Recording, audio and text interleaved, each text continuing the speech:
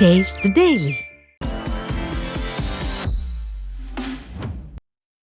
கன்னியாகுமரி மாவட்டம் நாகர்கோவிலில் மாவட்ட ஆட்சியர் அலுவலகம் முன்பு திமுக தேர்தல் வாக்குறுதியை நிறைவேற்ற வலியுறுத்தி தமிழ்நாடு சத்துணவு மற்றும் அங்கன்வாடி ஓய்வூதியர்கள் சங்கம் சார்பில் ஆர்ப்பாட்டம் நடைபெற்றது. பின்னர் செய்தியாளர்களிடம் பேசிய அவர்கள், திமுக தேர்தல் நேரத்தில் பல கவர்ச்சிகரமான வாக்குறுதிகளை கொடுத்து மக்களை ஏமாற்றியதாக குற்றம் சாட்டினர். அந்த வரிசையில் சத்துணவு மற்றும் அங்கன்வாடி ஓய்வூதியர்களுக்கு 7,850 ரூபாயும் 50% அகவிலைப்படி வழங்குவதாகவும் அதை நம்பி வாக்களித்த தங்களுக்கு ஏமாற்றம் மட்டுமே மிஞ்சியுள்ளதாகவும் வேதனை தெரிவித்தனர். மேலும் திமுகவினரின் இரட்டை நாக்கு ஏமாற்று வேலையை கண்டித்து மாவட்ட ஆட்சியரிடம் மனு அளித்திருப்பதாகவும் சத்துணவு மற்றும் அங்கன்வாடி ஓய்வூதியர்கள் குறிப்பிட்டனர். தமிழக அரசை நிறைவேற்று தேர்தல் கால வாக்குறுதிகளை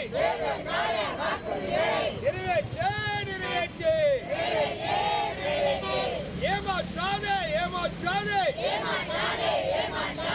இந்த அரசாங்கம் ஆட்சிக்கு வருகிற பொழுது தேர்தல் அறிக்கையில் நாங்கள் ஆட்சிக்கு வந்தால் இவர்களுக்கான டிஏவுடன் ஓய்வூதியத்தை தருவோம், இவருடைய ஓய்வூதிய பணங்களை எல்லாம் நாங்கள் நிறைவேற்றி தருவோம் என்று சொன்னார்கள்.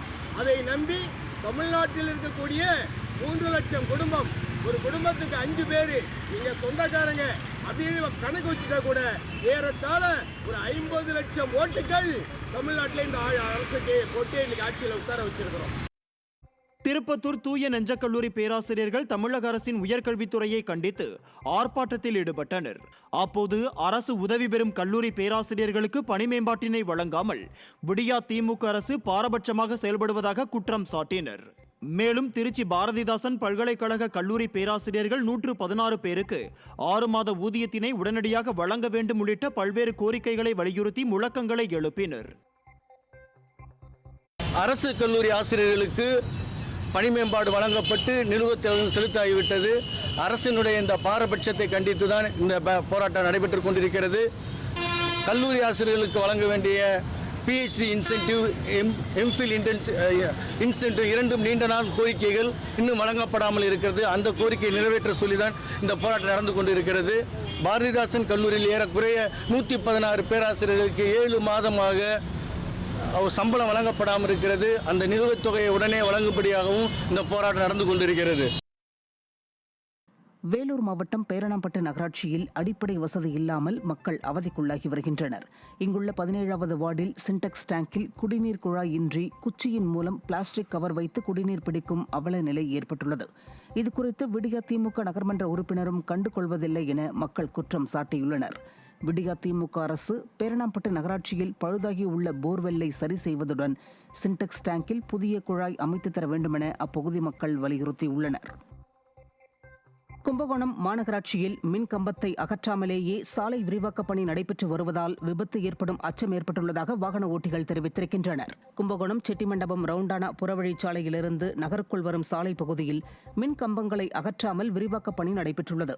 மேலும் இப்பகுதியில் மின் விளக்குகளும் இரவில் எரியாததால் விபத்து ஏற்பட்டு அசம்பாவிதம் நிகழ்வதற்குள் முன்னெச்சரிக்கையாக மின் கம்பத்தை அகற்ற பொதுமக்கள் வலியுறுத்தியுள்ளனர். காஞ்சிபுரம் மாவட்டம் ஸ்ரீபெரும்புதூர் அருகே முறையான சாலை வசதி ஏற்படுத்தி தர பொதுமக்கள் கோரிக்கை விடுத்துள்ளனர். குணகரம்பாக்கம் ஊராட்சிக்குட்பட்ட குட்டிமேடு கிராமத்தில் 600க்கும் மேற்பட்ட குடும்பத்தினர் வசித்து வருகின்றனர்.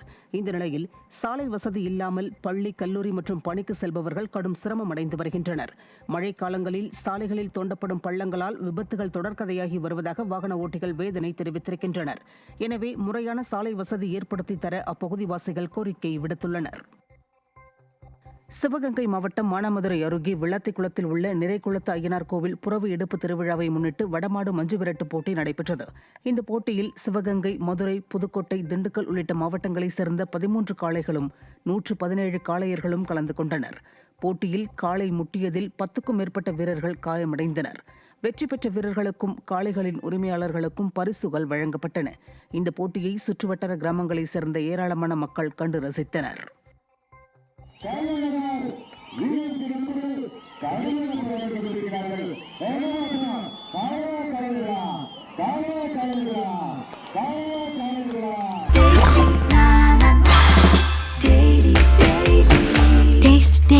Taste the Daily.